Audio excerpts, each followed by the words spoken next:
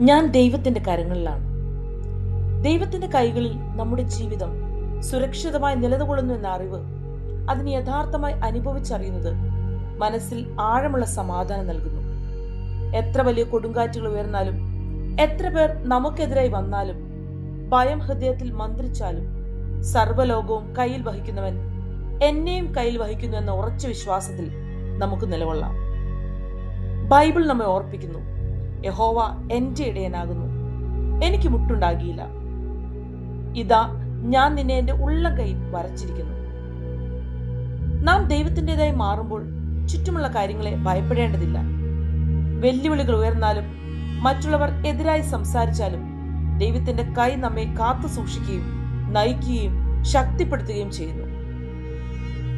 സമീപകാലത്ത് കുടുംബത്തോടൊപ്പം നടത്തിയൊരു യാത്രക്കിടയിൽ വളരെ ലളിതമെങ്കിലും ആഴമുള്ള അർത്ഥം നിറഞ്ഞൊരു കാഴ്ച ഞാൻ കണ്ടു.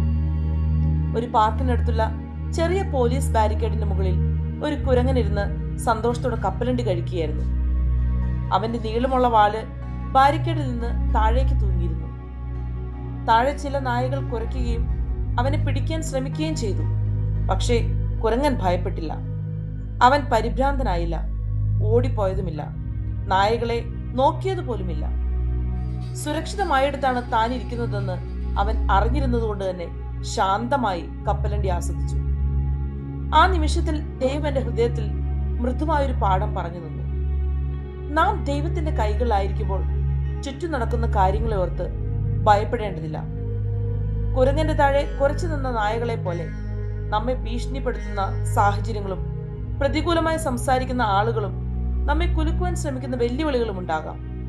എന്നാൽ ദൈവം നമ്മെ വെച്ചിരിക്കുന്ന സ്ഥാനത്ത് നാം ഉറച്ചു നിന്നാൽ, ദൈവത്തിൽ വിശ്വസിച്ചാൽ, ആരും ഒന്നും തന്നെ നമ്മെ താഴേക്ക് വലിച്ചിടുവാൻ കഴിയുകയില്ല. യഹോവ എന്റെ പാറയും എന്റെ കോട്ടയും എന്റെ ഗോപുരവുമാകുന്നു. ദൈവം നമ്മുടെ പക്ഷത്തുണ്ടെങ്കിൽ നമ്മെ എതിർപ്പാൻ ആരുണ്ട്? ഞാൻ ദൈവത്തിന്റെ കൈകളിൽ സുരക്ഷിതനാണ്. എനിക്കെതിരെ രൂപപ്പെടുത്തിയ യാതൊരു ആയുധവും ഫലിക്കുകയില്ല. ഇന്ന് നമ്മൾ കേട്ട പോലെ നമുക്കും നമ്മുടെ പ്രതികൂലങ്ങളിൽ ശാന്തമായി നിലകൊള്ളാം.